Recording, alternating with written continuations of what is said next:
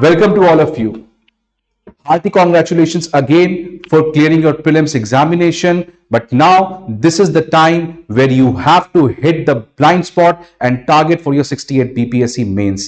और आपको पता है ऑलरेडी इंट्रोडक्शन के वीडियो में हमने बता चुका है कि this whole mains crash course is specifically design as to what you have to study in the last 1 month so that आप इस मुश्किल और इस एंजाइटी के पीरियड में, इस टेंस्ड माहौल में आप कुछ गलती ना कर दो, आप कुछ भूल ना जाओ, आप कुछ मिस्टेक ना कमिट कर दो।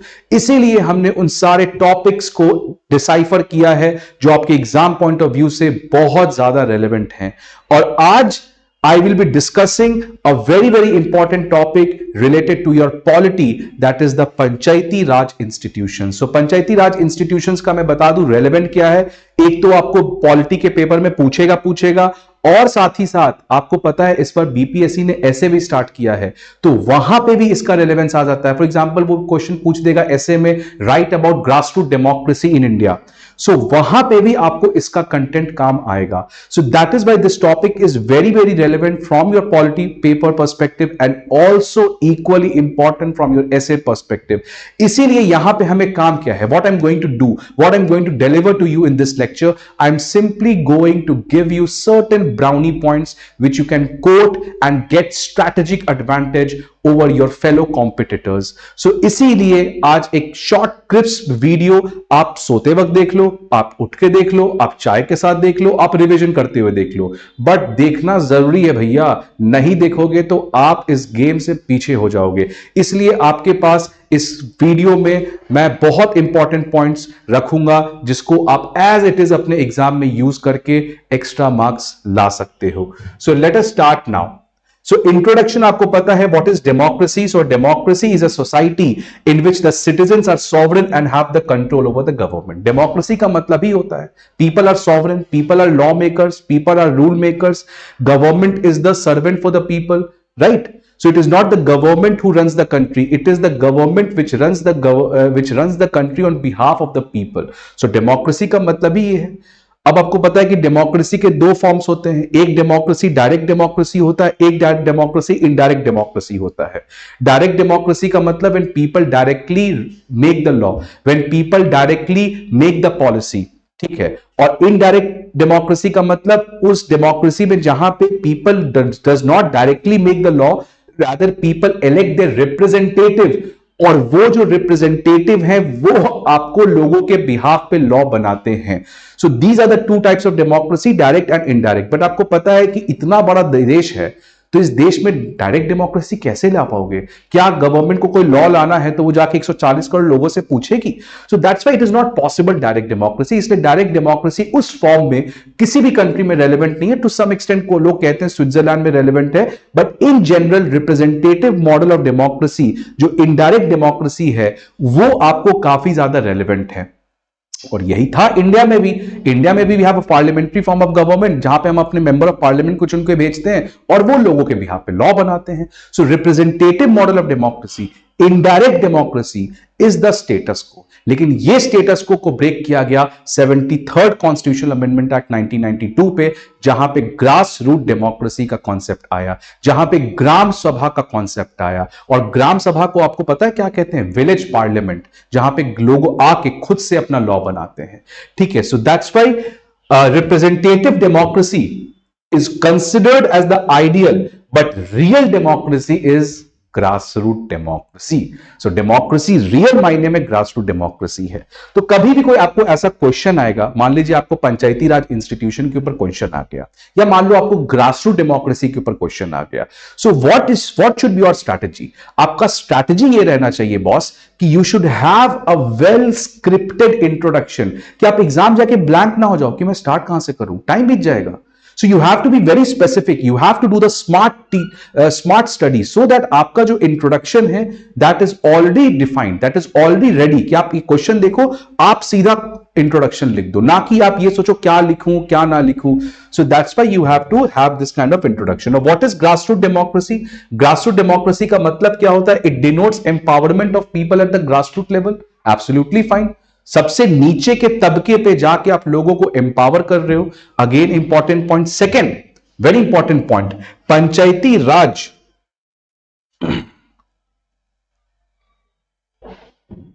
पंचायती राज जो है वो आपका डेमोक्रेटिक डिसेंट्रलाइजेशन करता है। पंचायती राज जो है वो आपका डेमोक्रेटिक डिसेंट्रलाइजेशन करता है। ये देखो आप, डेमोक्रेटिक डिसेंट्रलाइजेशन, ठीक है। It is a bottom up approach, it is not a top down approach, bottom up approach. It establishes direct democracy in India, very important again. Now again a very important principle of subsidiarity. So it is based on the principle of subsidiarity. और ये जो word है ये second ARC में use किया गया था, ये वर्ड सेकेंड ARC में यूज किया गया, प्रिंसिपल ऑफ सब्सिडियरिटी। तो ये आपको एग्जाम में अगर आप लिख दोगे ना तो examiner will be mesmerised, examiner will be happy, yes this point knows the concept, this girl knows the concept. इसीलिए इन की पॉइंट्स को आपको लिखना है। अब सब्सिडियरिटी का मतलब क्या होता है, एक लाइन में समझा दो तो सब्सिडियरिटी का मतलब होता है कि अगर गांव के लोग जो भी काम करने के लिए सक्षम हैं, जो भी काम वो कर सकते हैं, उनको करने दो।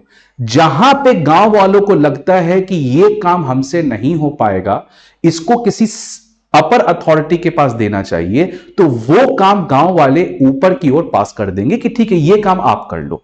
बट सबसे पहले डिसाइड कौन करेगा कौन सा काम वो कर सकते हैं, that has to be done by the people living in the village. इसी को प्रिंसिपल ऑफ सब्सिडियरिटी कहते हैं कि that what work can be done that should be allowed to be done at that level, and what work that is not able to be implemented at that level, it should be devolved to the upper thing.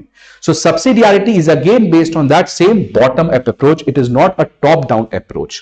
The philosophical basis lies in the Gandhi's vision of Gram Swaraj. The philosophical basis Gandhi का जो ग्राम स्वराज है, ग्राम स्वराज का concept ही है कि India में किस तरीके से आप इंडिपेंडेंट ऑटोनमस विलेज बना सकते हैं, ठीक है, which is about non violent social order, self sufficient, self reliant, self governing village states. Village states, not nation state. Nation state तो आज हमारा कंट्री होता है, बट विलेज स्टेट मतलब India has to be organised in the form of numerous villages, and all those villages are आत्मनिर्भर, all those villages are self sufficient.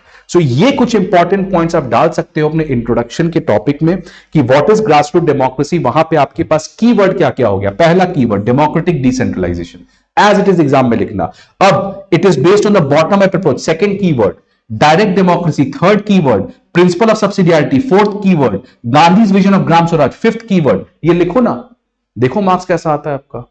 और ये लिखोगे नहीं और लिख दोगे ग्रासरूट डेमोक्रेसी का मतलब होता है democracy at the lowest level, उसका मतलब ये होता है, तो ये सबसे काम नहीं चलेगा ना, वहां पे फिर आपको नॉर्मल मार्क्स आएंगे।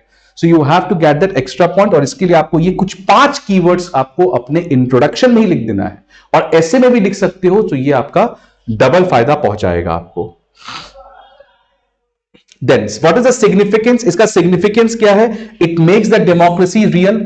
सही बात है भाई, डेमोक्रेसी का मतलब ही होता है हर एक लोगों का एम्पावरमेंट। डेमोक्रेसी का मतलब ही होता है कि लोगों को इंक्लूड करना लॉ मेकिंग में, लोगों को इंक्लूड करना गवर्नेंस में, तो इसके थ्रू हम वही तो कर रहे हैं, right. So democracy means giving power to the powerless and voice to the voiceless. There is no dignity without empowerment. तो जब तक एम्पावर नहीं करोगे तब तक एक कोई भी पर्सन डिग्निटी के साथ नहीं रह सकता है। और आपको पता है आर्टिकल 21 के अंदर we have right to life and personal liberty, and you know that life का मतलब क्या होता है, life is not a mere animal existence, but life is a life which is worth living, life is a life which is respectful, life which is a life living life with dignity। और ये किसका interpretation है, Maneka Gandhi judgement भूल गए क्या, उसमें यही कहा गया था ना कि राइट टू लाइफ का मतलब क्या है। So right to life is not a mere animal existence, एक एनिमल की तरह नहीं रहना है, but right to life means live a life with dignity. और वो डिग्निटी तभी आ सकता है जब तक आप लोगों को एम्पावर नहीं करोगे। और सबसे इंपॉर्टेंट एम्पावरमेंट का जो टूल होता है that is political empowerment, and that is able to be done by the grassroots democracy that has been made possible by the Panchayati Raj institutions, and also it leads to emergence of the leaders at the local level। local level पे इससे हमारे leaders भी emerge कर रहे हैं, right। then rural development, obvious सा बात है rural development भी होगा, because now you are decentralizing the law making process, so law will be much more effective, so it will bridge down the gap between India and Bharat। कितना अच्छा लग रहा है, लिखोगे तो मजा आ जाएगा पढ़ने में। Bring down the gap between India and Bharat, again a keyword, solution of most of the India socio economic and political ills. तो जितने भी प्रॉब्लम इंडिया में है आज, सोशल प्रॉब्लम, इकोनॉमिक प्रॉब्लम, उन सब चीजों को हम लोग इससे रिजॉल्व कर सकते हैं, right?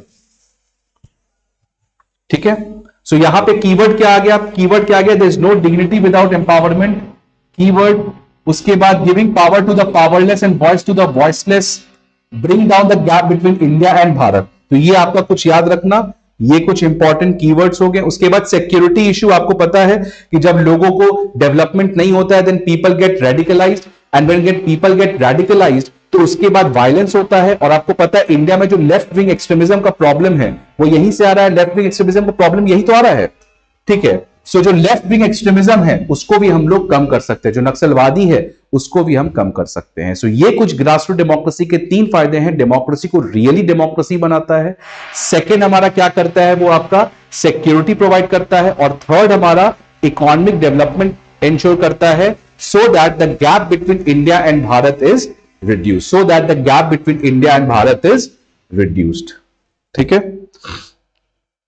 Okay.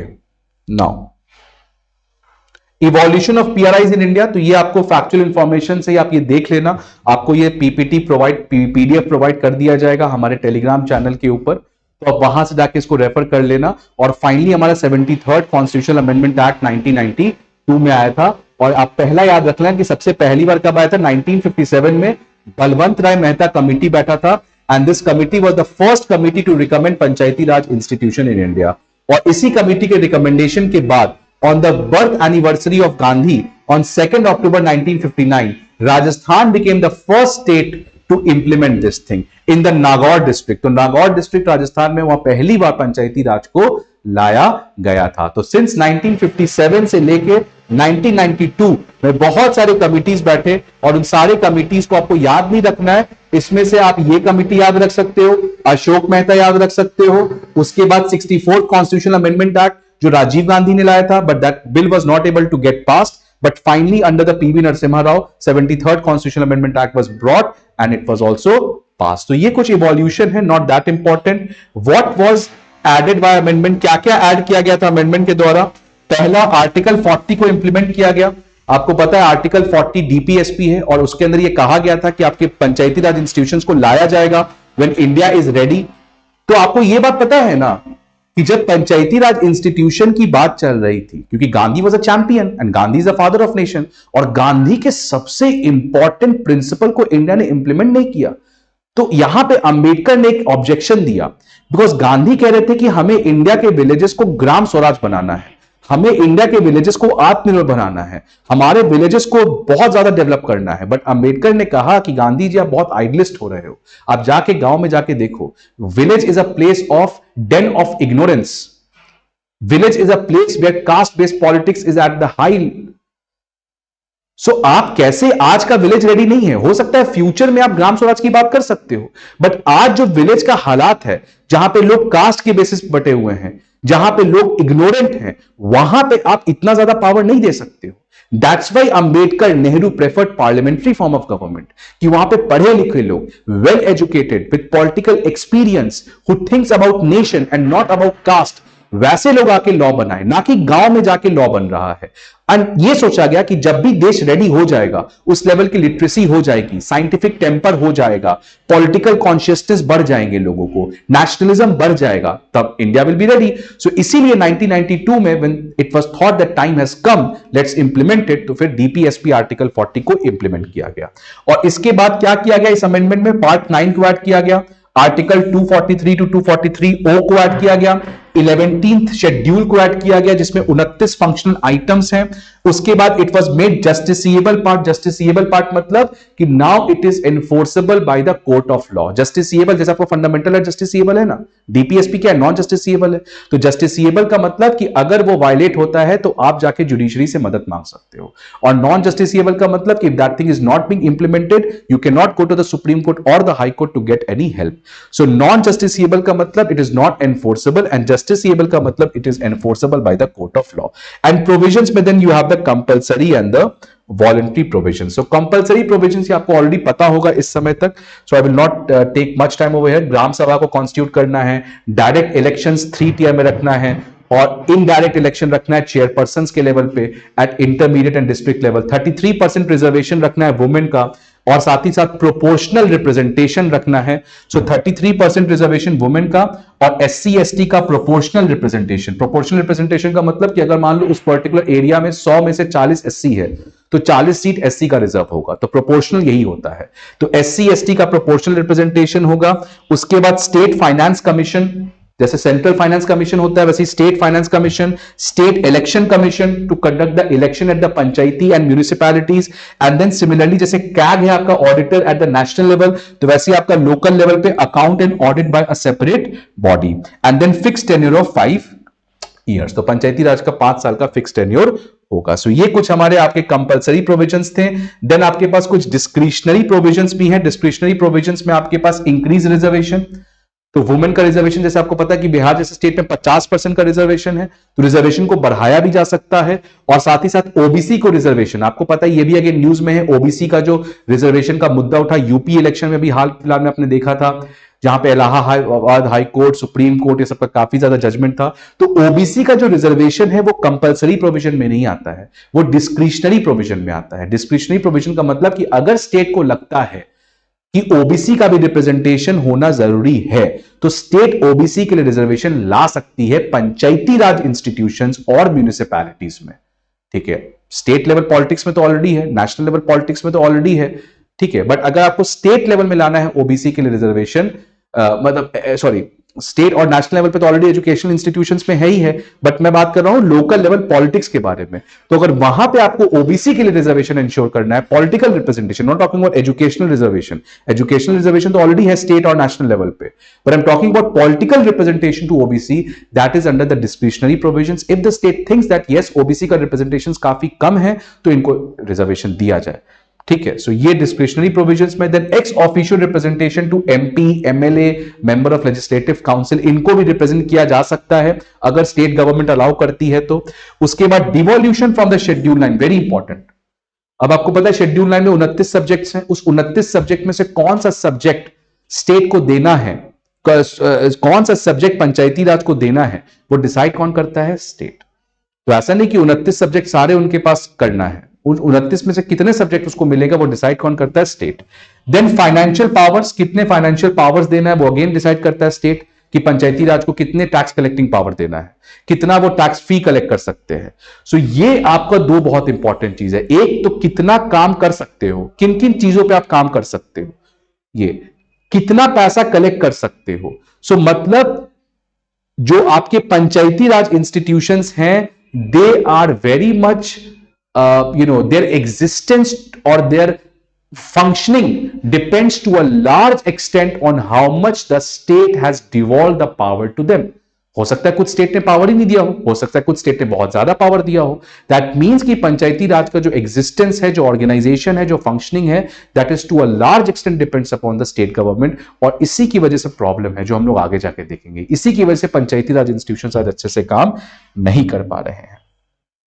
Then why it was brought? Economic reforms and political reforms should go hand in hand. आपको पता है उस समय इंडिया का लिबरलाइजेशन हो रहा था, एलपीजी रिफॉर्म्स आ रहे थे, और उसी कॉन्टेक्स्ट में आपका इकोनॉमिक रिफॉर्म हुआ तो पॉलिटिकल रिफॉर्म को भी लाना पड़ेगा। बिकॉज जो आईएमएफ और ये लोग ने जो एड दिया था इंडिया को, उसके अंदर कंडीशन भी था कि बॉस आप पैसा तो ले रहे हो बट आपको पॉलिटिकल रिफॉर्म भी लाना पड़ेगा। So that's why economic reforms and political reforms has to go hand in hand. ठीक है, सिग्निफिकेंस क्या हो गया पंचायती राज इंस्टीट्यूशन से? सिग्निफिकेंस क्या हो गया? Mandatory institutional structure.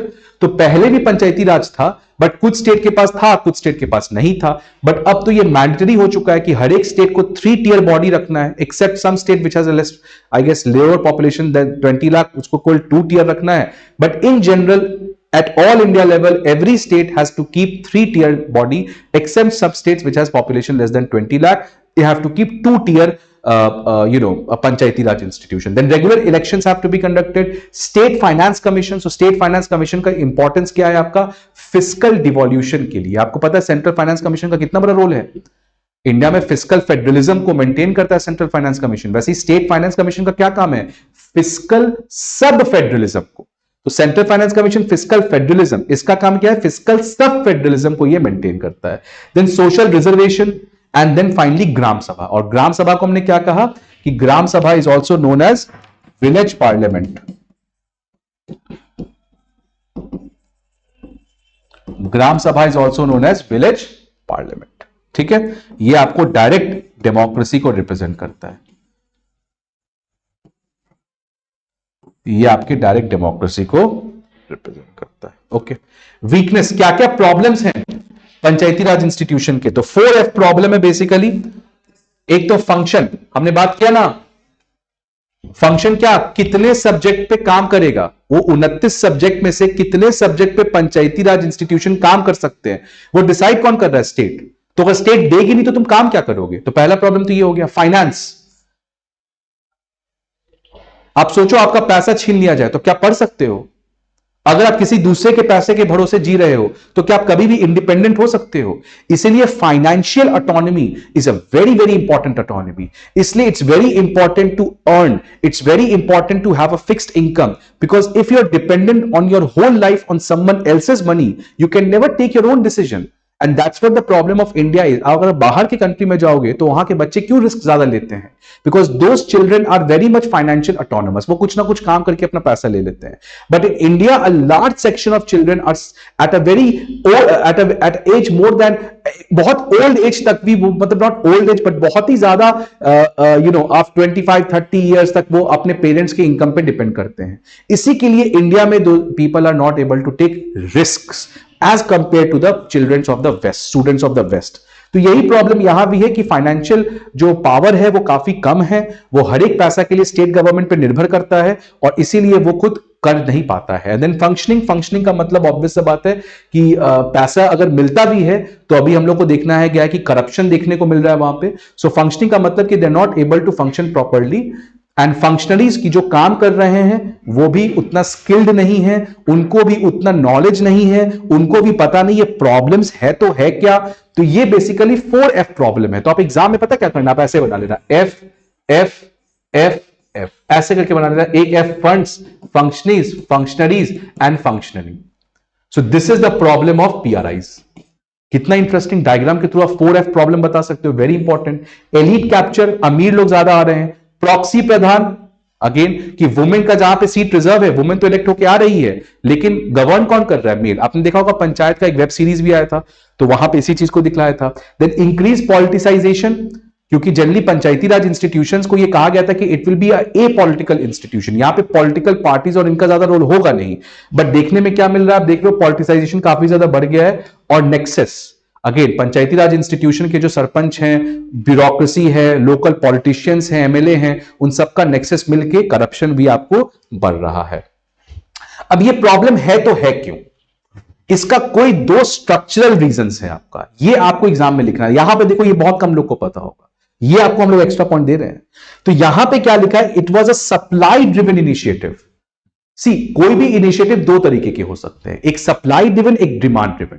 Demand driven का मतलब कि लोग मांगे तो सरकार ने दिया, लोगों ने मांगा, लोकपाल लिया और सरकार ने लोकपाल दिया। सो ये demand driven, when a change is brought because people are demanding for it. So ये जो रिफॉर्म होता है ये काफी अच्छा होता है। दूसरा रिफॉर्म क्या होगा, supply driven, when people are not demanding but still government is providing. तो वो गवर्नमेंट काफी रिलक्टेंट करती है, दिखलावे के लिए करती है, because people are not demanding. Because अगर पीपल डिमांड ही नहीं कर रहे हैं तो वो एक इलेक्टोरल मुद्दा भी नहीं है। अगर इलेक्टोरल मुद्दा है ही नहीं तो सरकार क्यों उसको अच्छे से इंप्लीमेंट करेगी? So this is again a very big problem यहां पे, ठीक है। So it was not something which people were dying for, people were demanding for, rather it was simply a supply driven initiative. सरकार ने खुद लोगों को ये दिया, ना कि लोगों ने मांगा था सरकार से। तो ये याद रखना, it was a supply driven initiative, very very important point. Then it was done to satisfy the international donors and investors. तो इसको केवल लाया गया था बिकॉज हमें आईएमएफ से पैसा लेना था और आईएमएफ ने कहा भैया पैसा तो लोगे लेकिन तुमको पॉलिटिकल रिफॉर्म भी करना पड़ेगा, तो उनको सेटिस्फाई करने के लिए हमने ये कर दिया। समझ रहे हो? तो ये जो रिफॉर्म था ये काफी रिलक्टेंट रिफॉर्म था, कोई दिल से नहीं किया गया था, आउट ऑफ कंपल्शन किया गया था, सिंबॉलिक था, दिखलावा था।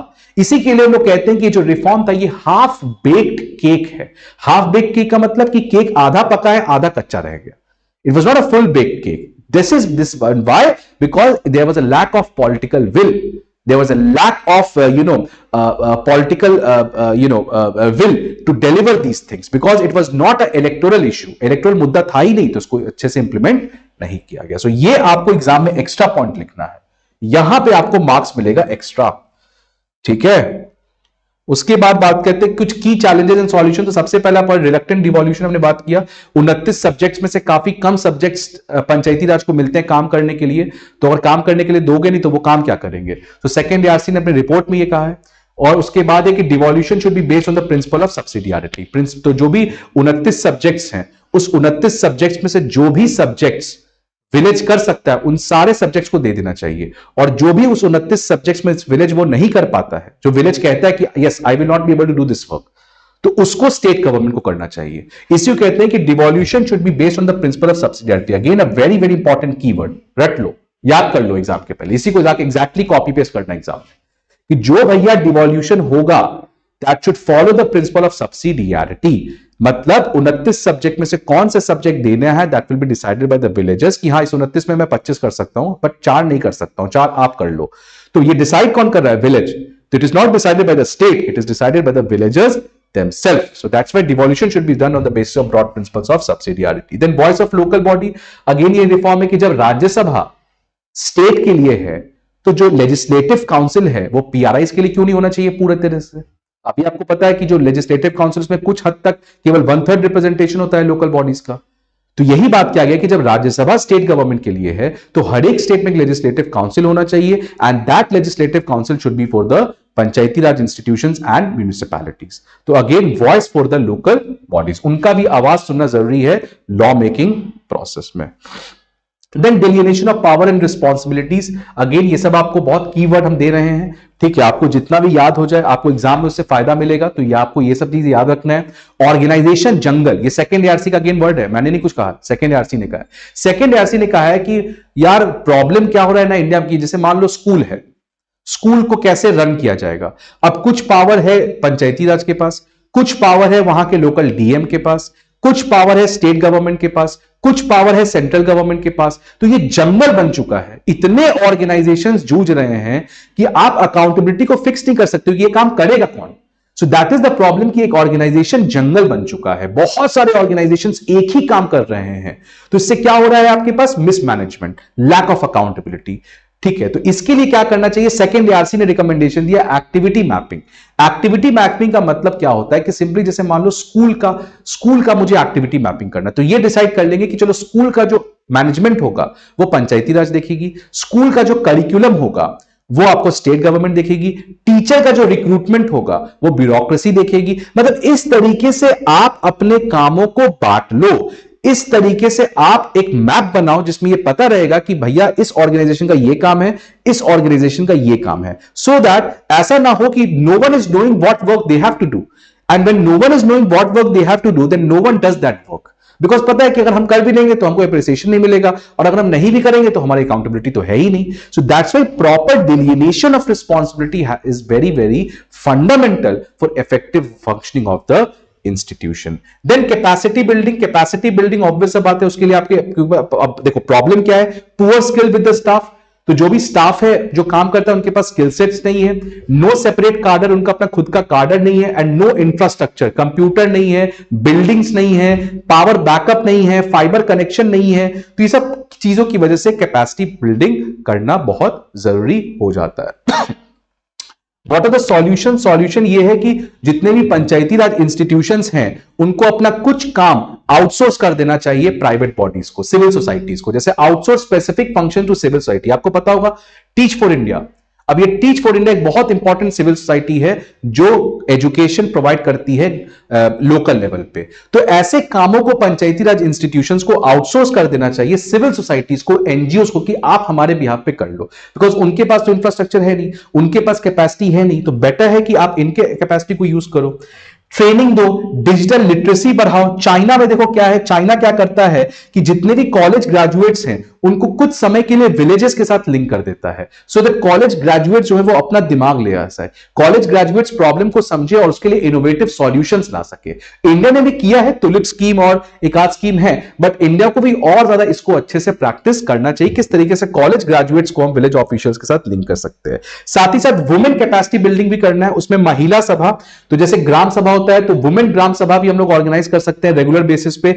वुमेन पंचायत सेक्रेटरीज उसको ले सकते हैं और साथ साथ सेल्फ हेल्प ग्रुप्स को प्रमोट कर सकते हैं और सेल्फ हेल्प ग्रुप्स को इंटरलिंक कर सकते हैं हम लोग पंचायती राज के साथ। Information communication and technology ICT को यूज कर सकते हैं जो स्वामित्व स्कीम में है भी। अब स्वामित्व स्कीम आपको पता है क्या है, बेसिकली ड्रोन्स के थ्रू हम लोग लैंड का मैप करेंगे, है ना, कि मान लो ये लैंड किसका है, यहां पे दुकान है, तो वो ड्रोन स्कैन कर लेगा, तो ड्रोन की मदद से पूरे लैंड को हम लोग मैप करेंगे कि इस लैंड पे घर है, इस लैंड पे दुकान है, सो दैट बेटर से बेटर ये पता चल जाए कौन सा लैंड पार्सल किसको बिलोंग करता है, और उसकी वजह से हम लोग रिसोर्स कलेक्शन को भी, टैक्स कलेक्शन को भी एनहांस कर सकते हैं। तो टेक्नोलॉजी को यूज करके हम लोग जो ये सब प्रॉब्लम है इससे हम लोग बच सकते हैं। तो आज technology like AI, artificial intelligence, machine learning, internet of things, तो नैनो टेक्नोलॉजी, बायोटेक्नोलॉजी, सब इतने इन्वेंशंस हो रहे हैं, उन सब का यूज करके हम लोग यहां पे इस्तेमाल, ड्रोन टेक्नोलॉजी।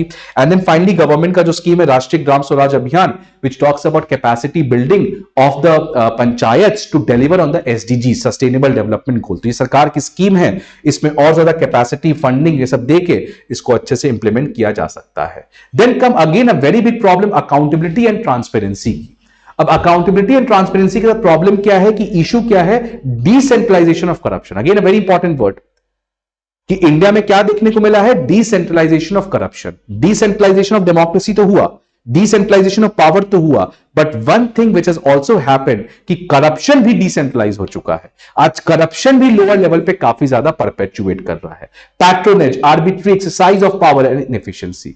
इससे बचने के लिए क्या किया जा सकता है, ट्रांसपेरेंसी के लिए जन सूचना पोर्टल।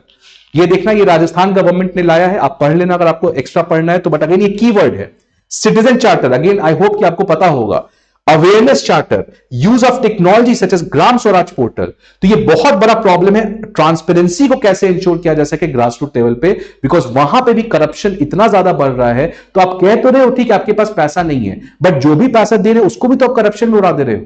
सो इसीलिए पैसा दो, लेकिन साथ ही साथ the government also has to ensure that there is better implementation of transparency and accountability mechanisms. और इसीलिए ट्रांसपेरेंसी के लिए ये सब कुछ चीजें की जा सकती है। और अकाउंटेबिलिटी के लिए सोशल ऑडिट, अगेन आपको पता होगा क्या है ये, एंड लोकल बॉडी ओम्बुड्समैन। हमारा नेशनल लेवल ओम्बुड्समैन तो है लोकपाल, वैसे ही लोकल लेवल पे भी आपका एक ओम्बुड्समैन होना चाहिए, जैसे state like Kerala and Tamil Nadu. तो आपको पता है केरला एंड तमिलनाडु जितने भी सदर्न स्टेट्स हैं, they are at the frontiers. वो इतना डेवलप क्यों कर पाए, बिकॉज उनका जो पंचायती राज इंस्टीट्यूशन है वो बहुत ज्यादा अच्छे से काम कर सकता, अच्छे से करता है, बिकॉज वहां पे इस तरीके के मैकेनिज्म्स को लाए गए हैं। तो अकाउंटेबिलिटी के लिए हम लोग ये सब चीजें कर सकते हैं। Then comes to financial autonomy. हमने बात किया था कि financial autonomy is very important, इसी को हम लोग फिस्कल डिवोल्यूशन भी कहते हैं। और ये देखो जो पहला पॉइंट है ये इकोनॉमिक सर्वे का डेटा है, और इकोनॉमिक सर्वे ने क्या कहा कि अगर मान लो पंचायती राज के पास 100 रुपए आता है, तो वो 100 रुपए का अगर बाइफर्केशन करोगे तो 95 रुपीज जो है वो सेंट्रल और स्टेट गवर्नमेंट से आता है, और पंचायती राज केवल अपने दम पर 5 रुपए कलेक्ट करता है। मतलब आप कमा रहे हो 5 रुपए और आप अपने 95 रुपीज के लिए किस पे डिपेंड कर रहे हो, पेरेंट्स के ऊपर। तो क्या आप कभी भी ऑटोनोमस हो पाओगे, आप इंडिपेंडेंस हो पाएगा, आपका नहीं हो पाएगा। वही प्रॉब्लम यहां पे भी कि 95% पैसा वो कहां से लेते हैं, सेंटर प्लस स्टेट से, और बाकी केवल 5% वो अपने कैपेसिटी से कलेक्ट करते हैं। तो जो ऑब्वियस बात है, जो 95 अब आपका पेरेंट्स का पैसा है, तो जो पेरेंट्स कहेंगे वहीं पे खर्च करना पड़ेगा आपको। तो यही प्रॉब्लम यहां भी है कि जो 95 रुपीज आ रहा है उसके पास कोई डिस्क्रिप्शन नहीं है, उसके पास कोई ऑप्शन नहीं है कहां पे खर्च करे। तो जो भी सेंट्रल और स्टेट ने कह दिया वहीं पे उसको खर्च करना पड़ेगा।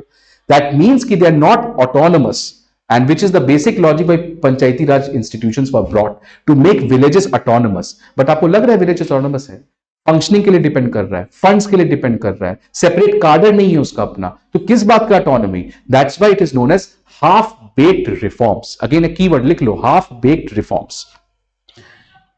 Then poor working of the state finance commission. Solution क्या है, अगेन आईसीटी का यूज कर सकते हैं, स्वामित्व स्कीम हमने बात कर लिया, पब्लिक प्राइवेट पार्टनरशिप मॉडल में आ सकते हैं, कॉर्पोरेट सोशल रिस्पॉन्सिबिलिटी सीएसआर का फंड हम लोग ले सकते हैं।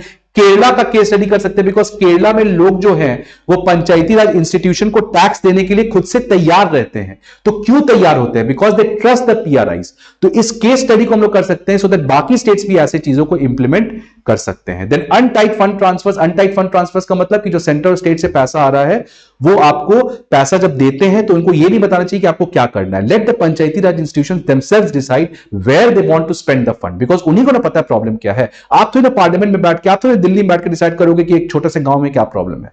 सो जो भी आप पैसा देते हो, let the PRIs decide themselves where they want to spend that money.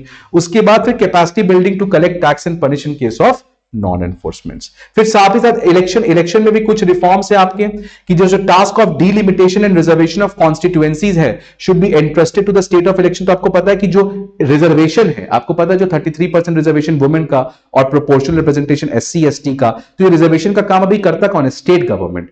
तो स्टेट गवर्नमेंट कभी कभी क्या कर देता है? डिले कर देता है. कौन सा सीट वुमेन के लिए रिजर्व करना है ये डिले कर देता है, उसकी वजह से इलेक्शन डिले हो जाता है. इसीलिए ये पावर स्टेट गवर्नमेंट से छीन के आप कहां दे दो? स्टेट इलेक्शन कमीशन के पास.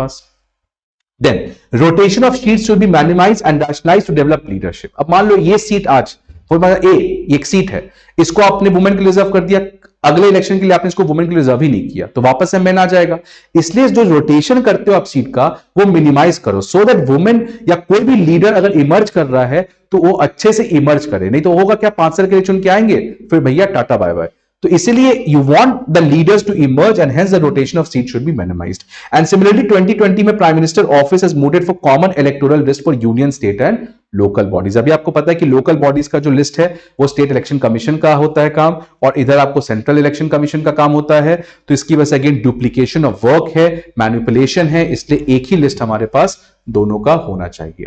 लास्ट एक और कनेक्टिंग टॉपिक जो पीआरआई से आप लिख सकते हो, अगेन ऐसे में भी इसका काम आ जाएगा. आपको वुमेन पर्सपेक्टिव लाना पड़ेगा, क्योंकि इसका क्वेश्चन आ चुका है, not in BPSC but UPSC में भी इससे क्वेश्चंस आ चुके हैं इस तरीके के, कि वुमेन का क्या फायदा हुआ है पंचायती राज इंस्टीट्यूशन से. बिकॉज आपको पता है 33% रिजर्वेशन, और कुछ states like Bihar with 50% reservation. So that's why इसका फायदा बहुत ज्यादा देखने को मिला है. इंट्रोडक्शन देखो, 42.3% of them are women. That's not a small number. ठीक है, और इसका रिकॉर्ड है, हाँ, largest women representation at the local level. कि लोकल लेवल पे किसी भी दुनिया में, किसी भी देश इतना ज्यादा रिप्रेजेंटेशन ऑफ वुमेन को इंश्योर नहीं कर सका है जितना पीआरआईज के थ्रू हम लोग इंडिया में कर पाए हैं. And some states have given 50% reservation. This is in contrast to only 9% women MLA and MP across the country.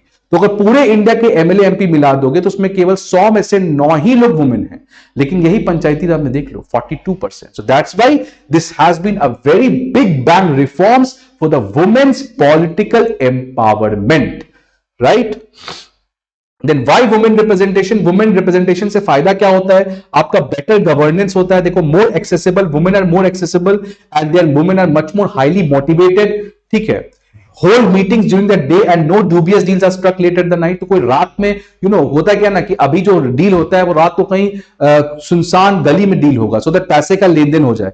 But generally womens prefer the meetings at the day because they don't get themselves involved in the corruption and all. तो इसीलिए हमारे पास meetings जो होता है वो day में होता है. More balance, they are much more gender sensitive, they are much more environmentally considerate. तो जो वुमेन का डिसीजन मेकिंग होता है, because you know that women are, जो क्लाइमेट चेंज का इंपैक्ट है, it is not equal for men and women. Rather, women are disproportionately affected to a much larger extent vis-a-vis the men counterparts. ठीक है, इसीलिए women का जो decision होता है, if you will generally analyze, they are much more environmentally sound as compared to men. तो हमारा climate change और इन चीजों को भी बताएगा. They focus more on education, water, sanitation and fuel problems. और इस पैंडेमिक के समय देखने को मिला कि जहां पे भी women leaders थी, उन सभी ने सक्सेसफुली मैनेज किया है इस पूरे पैंडेमिक. ठीक है, आप ताइवान देख लो, आप जर्मनी देख लो, आप न्यूजीलैंड देख लो, तो जहां भी वुमेन लीडर्स थी उस समय, they all have successfully been able to control the pandemic. और एक तो और फायदा है सोशल रैमिफिकेशन की. जब वुमेन पंचायती में चुन के आती हैं तो जो घर होता है उसमें भी बच्ची को पढ़ाया जाता है. अब तो सोशल चेंज भी आ रहा है, इससे क्रांति आ रहा है ग्रास रूट लेवल पे. ठीक है, but what are the issues? Generally क्या क्या इश्यूज कहा जाता है कि प्रॉक्सी प्रधान, अगेन चुन के तो आ गया, बट सारा पावर किसके पास है? आपके हस्बैंड के पास. पुअर डिसीजन मेकिंग, कि भाई वुमेन के पास तो कोई दिमाग ही नहीं है, क्या डिसीजन लेगी, पढ़ी लिखी है नहीं, 10th पास नहीं की है. तो ये सब भी लोग क्रिटिसिज्म कर देते हैं. Society does not support their role. Society तो ऐसी पैट्रियार्कल माइंडसेट से जूझ रही है, तो सोसाइटी क्यों सपोर्ट करेगी? और वो भी गांव लेवल पे आप जाके देख लो. ठीक है, बट ये सारे जो इशू, ये जो सारे क्रिटिसिज्म से, poor decision making, society does not support their role, all of these things are completely a social myth because women are much more superior species as compared to men, because they are much more they take the decision more in a conscious manner. They take the decision by analyzing all the different perspectives. It is just that the society has constructed certain myths by which they have been able to historically discriminate, undermine the confidence of women, and that's why these poor decision making, ये क्या एक myth है, इसको बनाया गया है so that it can lower the confidence of men. तो जितने भी कंट्री आप देखो, फॉर एग्जांपल तालिबान क्यों नहीं वुमेन को अलाउ करता है? Because Taliban, any government, any country, any leader is afraid of women, because when women comes to their own level, they can completely they can completely get an advantage. आप देख लो UPSC में भी last year हमेशा topper women आ रही, because women now they are being empowered. अब उनका वो टैलेंट देखने को मिल रहा है. The same thing is with the homosexual groups. तो होमोसेक्सुअलिटी बहुत पहले से चला आ रहा था, आज उनको एक आवाज मिला है, आज वुमेन को एक आवाज मिला है. So now when they will come to the main stream, the men will be feeling much more inferior to them, and that's why any authoritarian or any such kind of Taliban based regimes, they are very much afraid of women, और इसीलिए वो women के representation को allow नहीं करते हैं. Then are they really proxy? क्या सही में वुमेन प्रॉक्सी है? नहीं, they are nothing but social myth. ठीक है, ये केवल सोशल मिथ है, इसका और कोई बेसिस नहीं है आपके पास. री इलेक्शन कि एक बार वुमेन चुन के आ गई, वापस से वही वुमेन चुन के आ रही है. So that means कि society is changing. That means society is trusting the representation of women in the electoral politics. Then पति पंचायत, जो पति पंचायत है, ये भी अगेन एक मिथ है, वही प्रॉक्सी प्रधान का जो कॉन्सेप्ट है. अब देखो यहां पे अगेन एक ब्राउनी पॉइंट आपको दे रहे हैं हम. Studies conducted by the ministry of panchayati raj, ministry of panchayati raj plus एक इंडिपेंडेंट ऑर्गेनाइजेशन है जिसका नाम है PRIA, participatory research in South Asia. ये दोनों मिलके एक रिसर्च स्टडी किए और उन्होंने क्या फायदा देखो. They have exploded the myth and held that 60% of the women representatives have taken independent decision. Independent decision 60% women representative ने लिया. तो किस बात का ये सोशल मिथ है? किस बात का ये कहा जा रहा है कि women can not take decisions? किस बात का ये कह रहे हो कि women are nothing but a proxy pradhan का पूरा कॉन्सेप्ट है? नहीं. तो ये स्टडी ने ये चीज को गलत साबित किया और कहा कि 60% वुमेन रिप्रेजेंटेटिव्स जो हैं वो इंडिपेंडेंट डिसीजन ले सकते हैं. Women have asserted their autonomy, though at times they had to face gender based violence as well as caste based violence. तो ठीक है, ये कुछ प्रॉब्लम्स हैं, but in general women have asserted their autonomy. कुछ एग्जांपल्स भी आप exam में लिख सकते हो, सारे एग्जांपल्स नहीं, कुछ एग्जांपल जैसे फातिमा बी का, जिनको अवार्ड भी मिला यूनाइटेड नेशंस की तरफ, race against poverty award. Similarly Malgoa panchayat में हमारे पास वहां की जो लोकल सरपंच हैं. उसके बाद छवि राजावत जो राजस्थान में है. तो ये कुछ इंपॉर्टेंट एग्जांपल्स है, आप अपने एग्जाम में लिख सकते हो.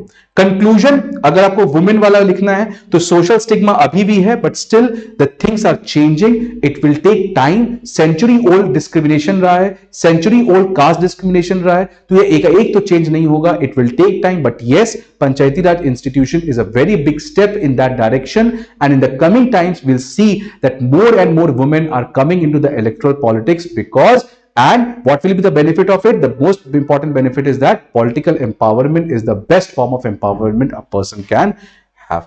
Finally, expected question क्या है इससे? Expected question अगर हम लोग बात करें, PRIs have ensured grassroots democracy in India. Panchayati Raj institutions have ensured grassroots democracy in India. Comment the 73rd Constitutional Amendment Act in this context. तो कैसे 73rd constitutional amendment act grassroot democracy को India में establish किया है, तो ये आपको link करना पड़ेगा. Also discuss how far PRIs have led to women empowerment at the grassroots level. So that's a good question. बहुत सारे एस्पेक्ट्स को कवर कर रहा है. ठीक है, तो अगर आप इस क्वेश्चन को एड्रेस कर रहे हो तो बीपीएससी का कौन सा क्वेश्चन नहीं लगेगा? हर एक क्वेश्चन लग जाएगा आपसे. सो इस क्वेश्चन, ये सारा कंटेंट आपको प्रोवाइड किए हैं, A to Z मटेरियल आपको यहां पे मिला है, सारे ब्राउनी पॉइंट से आप इस क्वेश्चन का आंसर लिखो, आप मेल पे भेजो, आप मेरे से अपॉइंटमेंट लो, हम आपका life to life paper check करेंगे, life to life politics related सारा काउंसलिंग प्रोवाइड किया जाएगा आपको. ठीक है, सो आप बस रेडी रहो मेहनत करने के लिए. आप इसको रिवाइज करो, इस पीपीटी को, पीडीएफ को, उसके बाद आप इसको आंसर करो, आप इसको लिखो, आप इसको भेजो, आप मेरे साथ मंथन करो. हर एक प्रोवाइड करेंगे. आपको कुछ और एक्स्ट्रा मटेरियल की जरूरत होती है, you can contact me, I will be also providing you that. So I hope that आपको ये क्रैश कोर्स काफी अच्छा लग रहा है। इसी तरीके से हमारे सारे एक्सपर्ट फैकल्टी और एक कोर टीम रिसर्च का बैठा हुआ है जो आपको सारा मदद प्रोवाइड करेगा, सारे पॉइंट्स को आपको कवर करेगा। कोई भी प्रॉब्लम हो, don't panic, feel free to contact us, ठीक है। And best wishes for your preparation. लगे रहो, सक्सेस दूर नहीं है। थैंक यू, जय हिंद।